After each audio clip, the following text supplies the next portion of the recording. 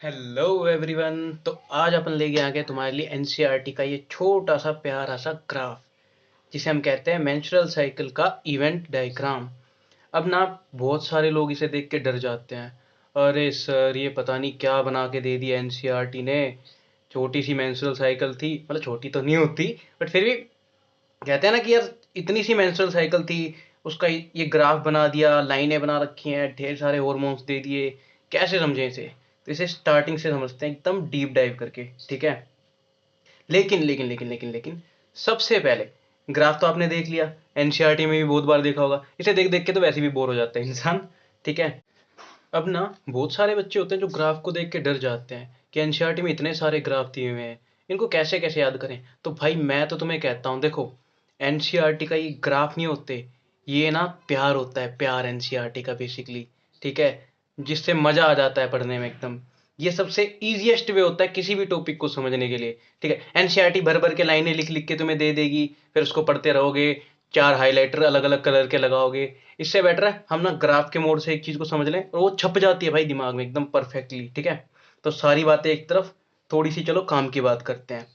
ये हमारा ग्राफ है मेंस्ट्रुअल साइकिल का। लेकिन इसे समझने से पहले ना हम थोड़ा सा एक बार टॉपिक को बैकग्राउंड से समझते हैं। बैकग्राउंड से कैसे?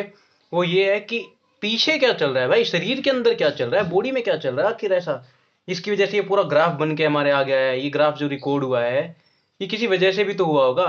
तो ऐसा क्या हो रहा है हमारी बॉडी के अंदर, हॉर्मोन्स ऐसा क्या कर रहे हैं जिसकी वजह से मेंसेस होती हैं, मेंस्ट्रुअल साइकिल पूरी रेगुलेट होती है, चलती है।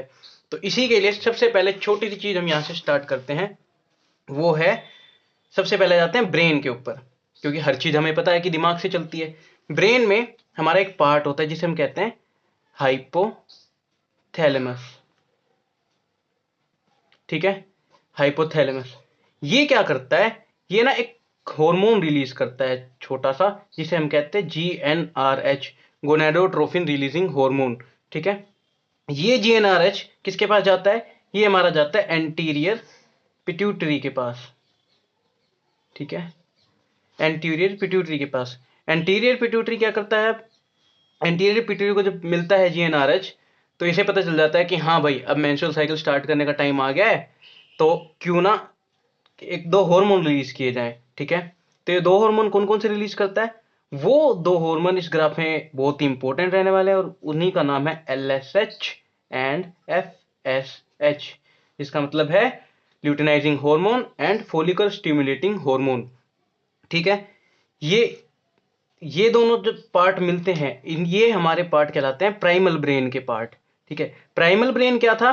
प्राइमल ब्रेन वो था भाई जब हम लोग आदिवासी थे, ठीक है, वो ड्रायोपिथेकस की एज वाले, है ना। तो उस टाइम पे हमारा जो मेन दिमाग काम करता था, ये हमारे प्रीफ्रंटल कोर्टेक्स वगैरह नहीं बने थे, कॉग्निटिव थिंकिंग नहीं आई थी, लॉजिकल थिंकिंग नहीं आई थी, तो केवल शारीरिक चीजें चलती थी ना, बॉडी को मेंटेन करने का काम चलता था। तो वही कहलाता है हमारा प्राइमल ब्रेन। तो प्राइमल ब्रेन से मिलजुल के ये हमारे निकलते हैं एलएसएच एंड एफएसएच। हाँ, तो यहां से निकलते हैं एलएसएच एंड एफएसएच।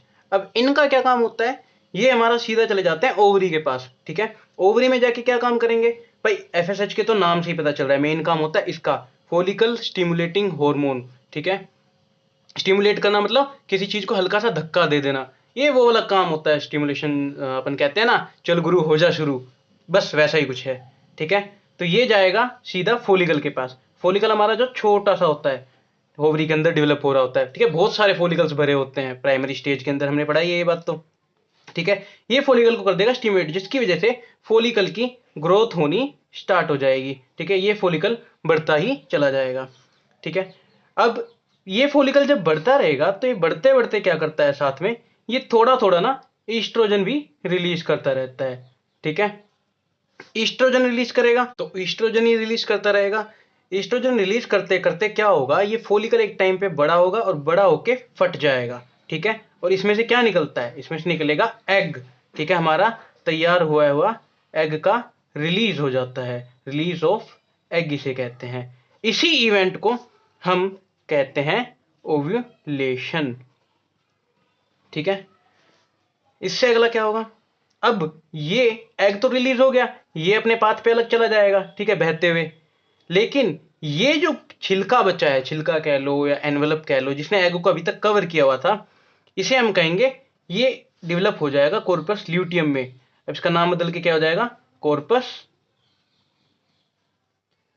ल्यूटियम। ठीक है, ये कॉर्पस ल्यूटियम क्या करता है, ये एक बड़ा सा छिलका जो है, ये जैसे ही धीरे धीरे डिजेनरेट होने लगेगा, बिखरने लगेगा, ये बिखरते बिखरते साथ में प्रोजेस्टेरोन को रिलीज करता है। ठीक है, और साथ में रिलीज करेगा ये ईस्ट्रोजन को भी। ठीक है, हमने क्या कहां कहां पे देखा ईस्ट्रोजन, एक तो जब फोलिकल डेवलप हो रहा था हमारा ऊपर, तब ये ईस्ट्रोजन को रिलीज कर रहा था। एक साथ ही में जब कॉर्पस ल्यूटियम डिजेनरेट होना चालू होता है तो ये प्रोजेस्टेरोन के साथ भी थोड़ा थोड़ा ईस्ट्रोजन रिलीज करता रहता है। ठीक है, यहां से हमारी साइकिल फिर से कंटिन्यू हो जाएगी। जैसे ये कॉर्पस ल्यूटियम डिजेनरेट होगा तो एक नई साइकिल स्टार्ट हो जाएगी और एग अपने रास्ते पे जा ही चुका होता है। ठीक है, ये प्रोजेस्टेरोन और ईस्ट्रोजन जब कॉर्पस ल्यूटियम के साथ निकलते निकलते एक लेवल पे हद से ज्यादा बढ़ जाते हैं, तब ये एक नेगेटिव फीडबैक भेजते हैं। किसको भेजते हैं ये नेगेटिव फीडबैक, ये नेगेटिव फीडबैक भेजते हैं हमारे प्राइमल ब्रेन को। प्राइमल ब्रेन के पास क्या नेगेटिव फीडबैक भेजते हैं कि भाई हम ना बहुत ज्यादा बढ़ चुके हैं, अब अपने GnRH को थोड़ा सा स्लो कर दो या फिर बंद कर दो। ठीक है, ताकि एक नई साइकिल की शुरुआत हो सके। अब यहां से लेकर जो हमारा प्राइमल ब्रेन से लेके फोलिकल बना और डेवलप हुआ, इस पूरे फेज को हम कहेंगे फोलिकुलर फेज। क्यों, नाम से ही पता चल रहा है कि भाई फोलिकल जहां पे डेवलप हो रहा है फोलिकल फेज कहलाएगा। ठीक है, फोलिकुलर फेज के बाद होता है एक छोटा सा इवेंट जिसे हम कहेंगे ओव्यूलेशन, जहां पे क्या हुआ था, रिलीज ऑफ एग। किससे रिलीज हुआ था, हमारा जो ग्राफियन फोलिकल बन गया था, जो मेच्योर फोलिकल बन गया था, उसने फट के एग को अलग कर दिया था और अपने एनवेलप यानी कि कॉर्पस ल्यूटियम को अलग कर दिया था। ठीक है, अब क्योंकि यहाँ पे कॉर्पस ल्यूटियम का काम रह गया केवल, है ना, एग तो अपने रास्ते पे बह गया, इसीलिए हमारे पास बचता केवल ल्यूटियम है। और ये जो पूरा फेज है जहां पे कॉर्पस ल्यूटियम अपने हॉर्मोन्स को रिलीज करता है, इसे हम कहते हैं ल्यूटियल फेज। तो ये छोटी सी बैकग्राउंड में पूरी कहानी चल रही होती है। ठीक है, इसी चीज को हमारी एनसीईआरटी ने उस डायग्राम के वजह से समझाया है जिसपे हम अभी थोड़ी देर में आने वाले हैं। इससे पहले दो छोटे छोटे पॉइंट समझ लेते हैं जो हमारे एनसीईआरटी के अंदर ही मार्क्ड हैं और उनके ऊपर क्वेश्चन भी बड़ा इजीली आ जाता है। सबसे पहला कि किसी भी फीमेल के अंदर, किस फीमेल के अंदर, ह्यूमन फीमेल के अंदर कब स्टार्ट होती है हमारी menstrual cycle. Menstrual cycle start होती है एक इवेंट पे जिसे हम कहते हैं मीनार्क। ये कब होता है, ये प्यूबर्टी के आने पे होता है। जैसे ही कोई भी ह्यूमन फीमेल 12 से 13 की एज में अपनी प्यूबर्टी हिट करती है तो वहां पे एक मीनार्क की स्टार्ट हो जाती है, जहां पे उसके हॉर्मोन्स एक्टिवेट हो जाते हैं और साथ ही साथ हमारा एग का रिलीज होना स्टार्ट हो जाता है। ठीक है, और ये खत्म कब होता है इवेंट, एक ह्यूमन फीमेल की पूरी लाइफ साइकिल में एक फेज आता है जिसे हम कहते हैं मीनोपोज। नाम से पता चल रहा है, मीनो मतलब मेंसेस, पोज मतलब रुक जाना। वीडियो गेम पोज करते हैं ना कि रुक गया, बस इससे ज्यादा नहीं होगा। मीनोपोज आता है ह्यूमन फीमेल के अंदर लगभग 50 की प्लस एज में। ये थोड़ा सा वेरी कर लेता है लेकिन हमारे एनसीईआरटी ने कहा है 50। ठीक है, किसी फीमेल में 60 के बाद भी आ जाता है, किसी फीमेल में अक्सर 45 55 ऐसे फेजेस पे भी आ जाता है। ठीक है, अब वापिस आ जाते हैं अपने उसी प्राइमल डायग्राम के ऊपर जिसे हमें समझना था। ठीक है, यहां से शुरू करते हैं। इस डायग्राम को अब डिटेल में समझने के लिए आपको इसे छोटे छोटे पार्ट्स के अंदर डिवाइड करना होगा, जैसा हमारे एनसीईआरटी ने किया हुआ है ना। तो उसे हम समझते हैं इवेंट्स के थ्रू। क्या, इतना सा ये जो पार्ट है हमारे इस ग्राफ का पूरा, ये कहलाता है यूट्राइन इवेंट्स। यहाँ पे हमें दिखाए गए हैं कि यूट्रस के अंदर क्या हो रहा है, यूट्रस की जो इनर लाइनिंग है उसके साथ क्या हो रहा है, इस पूरे 28 दिन के फेज के अंदर क्या क्या बदलाव वहां पे आ रहे हैं। ठीक है, इसके बाद आ जाता है ओवेरियन के हॉर्मोन्स, कि ओवेरी जो हमारे हॉर्मोन्स रिलीज कर रही है उनके अंदर क्या क्या बदलाव आ रहा है, उनका ग्राफ किस तरह से अप एंड डाउन जाता है। ठीक है, उसके बाद आता है ओवेरियन इवेंट्स, कि ओवरी के अंदर इवेंट्स क्या चल रहे हैं। हार्मोन तो हमें समझ में आ गए कि भाई हार्मोन्स ऊपर नीचे हो रहे हैं, जो भी हो रहा है, लेकिन इवेंट्स क्या हो रहे हैं ओवरी के अंदर। जब हम देखेंगे माइक्रोस्कोप की मदद से, एंडोस्कोप या किसी भी मेडिकल टेक्निक की मदद से, कि उसके अंदर एक्चुअल में क्या चल रहा है, हमें दिखाई क्या देगा, वहां पे क्या क्या चेंजेस आ रहे हैं, ये उस चीज को डिफाइन करता है। उसके बाद आ जाता है पिट्यूटरी हार्मोन लेवल्स। ठीक है, ये हमारा प्राइमल ब्रेन के अंदर जो हार्मोन्स रिलीज हो रहे थे, एलएसएच, एफएसएच, उनके बारे में हमें बताता है कि उनका लेवल कहाँ कहाँ किस किस लेवल पे वो चेंज हो रहे हैं। तो पिट्यूटरी ग्लैंड से जो हमारे हार्मोन्स रिलीज हो रहे थे, एलएच एंड एफएसएच, उनका लेवल्स कहाँ कहाँ पे किस किस डे पे किस हिसाब से बदलता है, वो हम यहाँ पे देखेंगे। ठीक है, तो इस डायग्राम को याद करने के लिए सबसे आसान तरीका यही है कि इसको पार्ट्स में डिवाइड कर लो आप। ठीक है, अब आ जाते हैं इस डायग्राम के सबसे किसी भी सिंपलेस्ट पार्ट पे। ठीक है, सबसे पहली चीज देखते हैं, हमने क्या देखा था कि हाइपोथैलेमस से जीएनआरएच निकला था। जीएनआरएच ने क्या किया था, जीएनआरएच ने एंटीरियर पिट्यूटरी को सिग्नल दिया था कि भाई एलएसएच एंड एफएसएच को ना थोड़ा थोड़ा बढ़ाना चालू कर दो। ठीक है, जैसे ही वो बढ़ने लगते हैं हमारा फोलिकल डेवलप होने लगता है, क्योंकि एफएसएच का तो काम ही है फोलिकल को स्टिमुलेट करना। यहाँ पे हमारा फोलिकल डेवलप होना स्टार्ट हो जाता है। अब इस पूरे डायग्राम को ना इवेंट वाइज समझते हैं एक एक करके। ठीक है, हम डे वाइज समझेंगे। सबसे पहले डे 1 से लेकर डे 3 या डे 5 तक। ठीक है, ये थोड़ा सा वेरी करता है, इसे 1 to 5 ही आप मान लो। 1 to 5 क्या होगा कि एफएसएच और एलएच का लेवल एकदम लो है। ठीक है, अभी कुछ खास रिलीज हो नहीं रहा है, लेकिन एफएसएच का थोड़ा सा लेवल हाई है, देख रहे हो आप एलएच से। ये क्या करेगा, ये हमारा फोलिकल को स्टिमुलेट कर देगा यहाँ पे। ठीक है, यहाँ से हमारा फोलिकल ग्रो होना शुरू हो जाएगा डे 1 से। ठीक है, साथ ही साथ ईस्ट्रोजन और प्रोजेस्टेरोन अभी रिलीज होना चालू नहीं किए हैं। नीचे हम देखेंगे तो नीचे ये एंडोमेट्रियम की लाइनिंग है पूरी, हमारी यूट्रस के अंदर होती है ना जो, ये एंडोमेट्रियम की लाइनिंग क्या करती है, इस ड्यूरेशन में ये मेंसेस कोज करेगी डे 1 to 5 के अंदर, जहां पे ये शेड होना स्टार्ट हो जाएगी। शेड मतलब टूटकर बिखरना स्टार्ट हो जाएगी, यूट्रस से बहकर बाहर आना चालू हो जाएगी। ठीक है, इसीलिए इस फेज को हम कहते हैं मेंस्ट्रुअल फेज। ये कब से कब तक रहता है, डे 1 से लेके डे 5 तक। ठीक है, अगला फेज चालू होता है फिर फोलिकुलर फेज। फोलिकुलर फेज के अंदर क्या हो रहा है, एफएसएच ने जब फोलिकल को स्टिमुलेट कर दिया था, जब चला दिया था कि भाई तो बढ़, अब आगे ग्रो कर, फोलिकल जैसे जैसे ग्रो होता जाएगा ये मेच्योरिटी की तरफ बढ़ेगा। ठीक है, जहां पे हम इसे बुलाएंगे ग्राफियन फोलिकल। इस ड्यूरेशन के अंदर हमारा ईस्ट्रोजन लेवल है वो हल्का हल्का बढ़ रहा है। क्यों क्यों बढ़ रहा है, क्योंकि हमने पिछले वाले डायग्राम में अभी भी देखा कि जो फोलिकल जब मेच्योर होता है तो वो साथ ही साथ ईस्ट्रोजन को रिलीज करता है। जैसे ही वो ईस्ट्रोजन को रिलीज करना चालू करेगा वैसे ही हमारी एंडोमेट्रियम की लाइनिंग फिर से थोड़ी थोड़ी ग्रोथ करना चालू कर देगी, लेकिन अभी कंप्लीट ग्रोथ फेज पे नहीं आई है ये। ठीक है, ईस्ट्रोजन इतना पावरफुल नहीं है कि इसको कंप्लीटली प्रोलिफरेट कर पाए। यहाँ पे ईस्ट्रोजन क्या करेगा कि ईस्ट्रोजन हल्की सी एक पीक दिखाएगा, इसे हम पीक भी नहीं कहेंगे, इसे आप कह लो कि ईस्ट्रोजन का लेवल थोड़ा सा हाई हो जाएगा। कब क्यों होता है ये हाई, आपका बड़ा बेसिक सा क्वेश्चन होगा कि सर अभी तक तो ईस्ट्रोजन इतना पतला पतला चल रहा था, हल्का हल्का रिलीज हो रहा था, यहाँ पे जाके क्यों बढ़ गया इतना सारा। ये इसलिए बढ़ता है क्योंकि हम ऊपर देख रहे हैं कि हमारा फोलिकल जो है वो मेच्योर हो गया है, मेच्योर होके क्या बन गया है, ग्राफियन फोलिकल बन गया है। तो यहाँ पे ये मैक्सिमम ईस्ट्रोजन का लेवल अपनी तरफ से सिक्रेट करेगा। जैसे ही ईस्ट्रोजन बढ़ेगा इससे एक हल्का सा फीडबैक हमारा प्राइमल ब्रेन को चला जाएगा। प्राइमल ब्रेन वहां से क्या करेगा, पिट्यूटरी ग्लैंड अपने दोनों हार्मोन्स यानी एफएसएच और एलएच इन दोनों की पीक दिखा देगा। कहाँ पे, डे नंबर 14 के ऊपर। अब 14th डे के ऊपर हमारा एलएच जो है वो पीक पे चला जाएगा। पीक पे मतलब अपने हाईएस्ट लेवल पे होगा, पूरी मेंस्ट्रुअल साइकिल के अंदर वो सबसे हाईएस्ट लेवल के ऊपर होगा।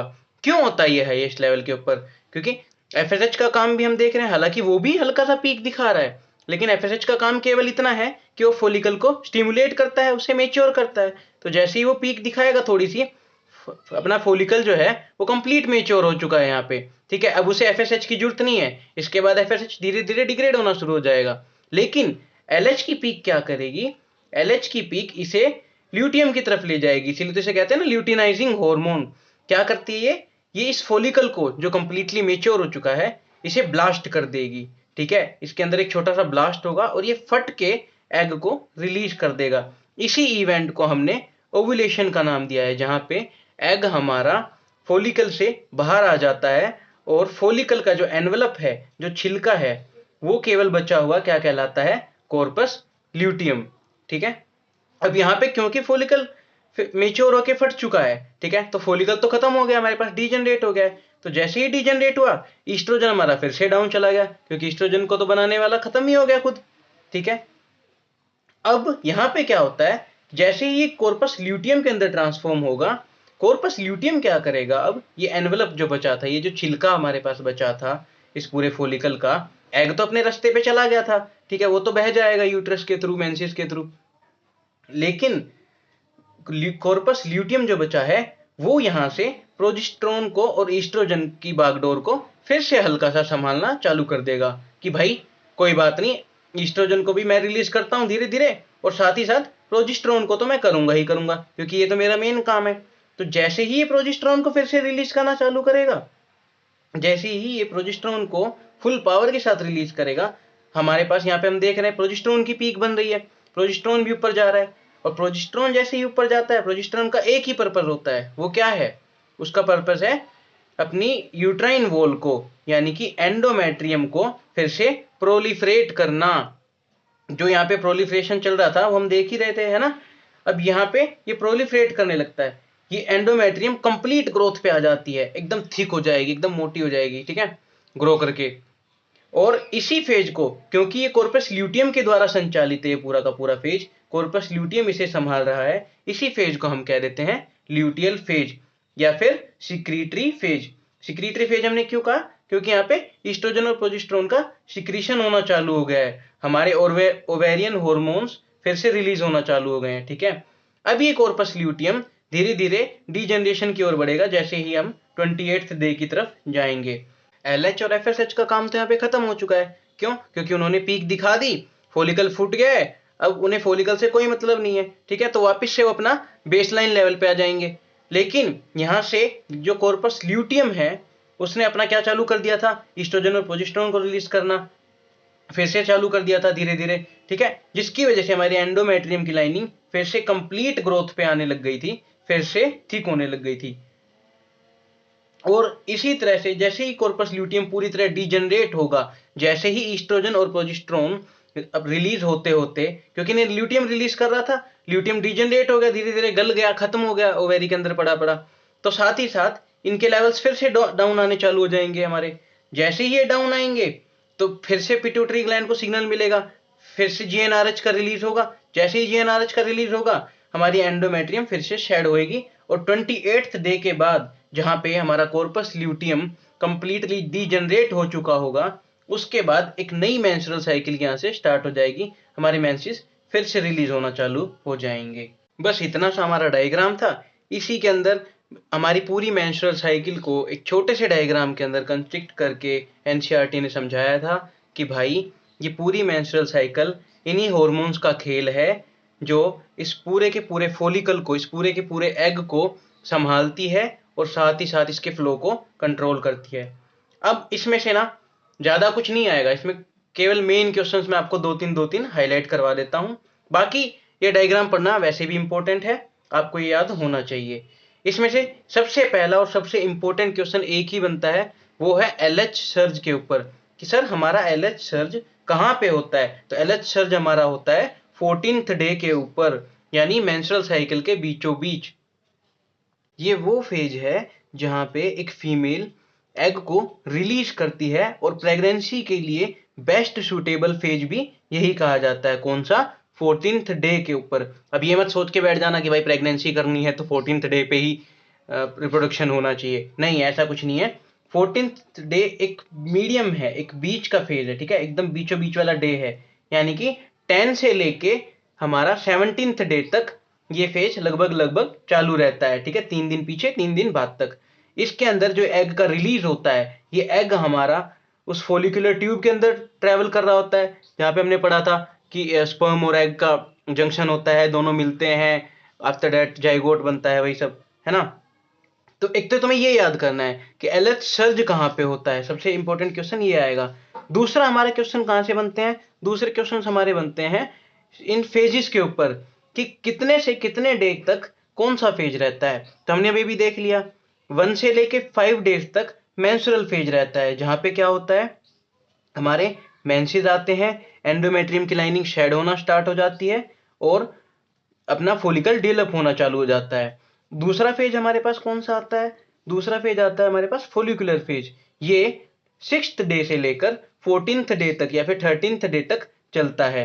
इसमें क्या होता है, इसे फोलिकुलर फेज कह रहे हैं तो नाम से ही पता चल रहा है कि फोलिकल डेवलप होना चालू हो रहा है। इस फेज के अंदर पूरा डेवलपमेंट हो रहा है फोलिकल का, ठीक है। और साथ ही साथ इसे एक और क्या कहते हैं, प्रोलिफरेटिव फेज। क्यों? क्योंकि यहाँ पे एक चीज और भी तो चालू हुई है ना, क्या? एंडोमेट्रियम की फिर से डेवलपमेंट। जो एंडोमेट्रियम मेंसिस के टाइम पे शेड हो गई थी, पूरी बिखर के बह गई थी, ठीक है, निकल गई थी, वही अब फिर से ग्रो करना चालू हुई है, ठीक है।